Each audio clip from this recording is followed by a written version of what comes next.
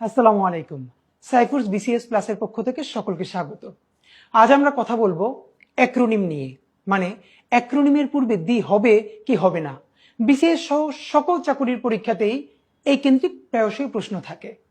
তাহলে আমাদের প্রথমে যেটি বুঝতে হবে যে অ্যাক্রোনিম জিনিসটি কি। আমরা একটু আমি পাশে লিখে দিচ্ছি যে অ্যাক্রোনিম এর একদম বাংলা হচ্ছে আদ্যক্ষরা।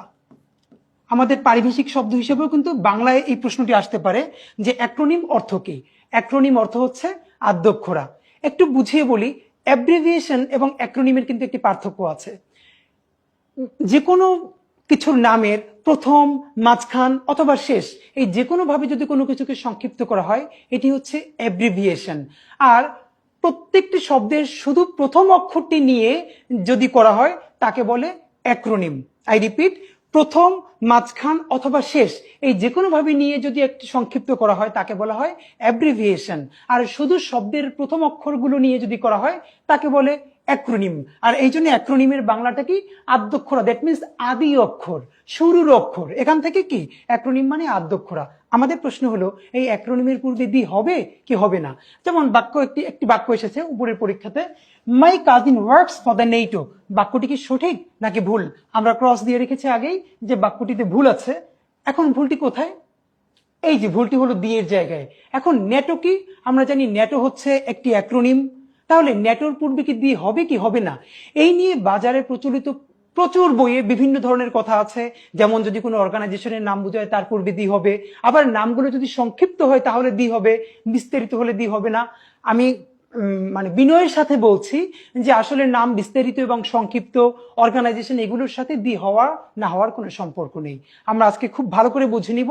এই যে আমরা এখানে অনেকগুলো অর্গানাইজেশনের নাম লিখেছি, ইউএন, বিবিসি, সিএনএন, এদিকে লিখেছি নেটো, ইউনিসেফ, এগুলো সব অ্যাক্রোনিম। তাহলে অ্যাক্রোনিম বলেছিলাম যে কোনো কিছুর নামের শুধু প্রথম অক্ষরগুলো নিয়ে যেটি করা হয় তাকে বলে অ্যাক্রোনিম। প্রশ্ন হলো অ্যাক্রোনিমের পূর্বে দি হবে কি হবে না? উত্তর মাঝে মাঝে হবে, মাঝে মাঝে হবে না। তাহলে কখন? উত্তরটি হচ্ছে অ্যাক্রোনিমের পূর্বে দি হবে কি হবে না এটি ডিপেন্ড করে অ্যাক্রোনিমের উচ্চারণের উপরে। কিরকম? একটু সবাই মনোযোগ দেই। এই যে আমি বাম পাশে কিছু অ্যাক্রোনিম লিখেছি, অর্গানাইজেশনের নাম লিখেছি, UN, United Nations, BBC, CNN, CIA, IMF. সবাই খেয়াল করি, আমি এই অর্গানাইজেশনের নামগুলো যখন বলছি তখন কিন্তু আমি ইউএন আন বলছি না, বলছি ইউএন। সিআইএ কে কি আমি সিয়া বলছি না, বলছি কি সিআইএ। এর মানে প্রত্যেকটি বর্ণকে আলাদা আলাদা করে বলছি, UN, BBC, CNN, CIA, IMF. অ্যাক্রোনিমের উচ্চারণ যদি প্রতিটি বর্ণ ভিন্ন হয় তাহলে তার পূর্বে অবশ্যই দি হবে। এই দিটি সঠিক। আর এখান থেকে মনে রাখবো, যেমন পড়ছি নেটো, আমি কিন্তু পড়ছি না NATO, এরকম কিন্তু পড়ছি না, আমি একটি শব্দের মতো পড়ছি নেটো। পড়ছি ইউনিসেফ, ইউনেস্কো, পড়ছি সার্ক, আমি কিন্তু পড়ছি না SAARC। এর মানে আমি এই অ্যাক্রোনিম গুলো একটি শব্দের মতো উচ্চারণ করছি। অ্যাক্রোনিম যখন শব্দের মতো উচ্চারিত হবে তখন তার পূর্বে দি হবে না। এর মানে এইখানের দিটি ভুল। তাহলে আমরা আসি একটি সিনোপসিস বলি। অ্যাক্রোনিমের পূর্বে দি হবে কি হবে না ডিপেন্ড করবে এর উচ্চারণের উপরে। অ্যাক্রোনিম গুলো যদি বর্ণে বর্ণে উচ্চারিত হয়, যেমন বিবিসি, সিআইএ, সিএনএন, ইউএন, তাহলে অবশ্যই তার পূর্বে দি হবে। আর অ্যাক্রোনিম গুলো যদি একটি শব্দের মতো উচ্চারিত হয়, নেটো, ইউনিসেফ, এরকম যদি হয় তাহলে তার পূর্বে দি হবে না। পুরো কথাটা একটি শব্দে মনে রাখার টেকনিক আছে। আমরা কিভাবে মনে রাখবো?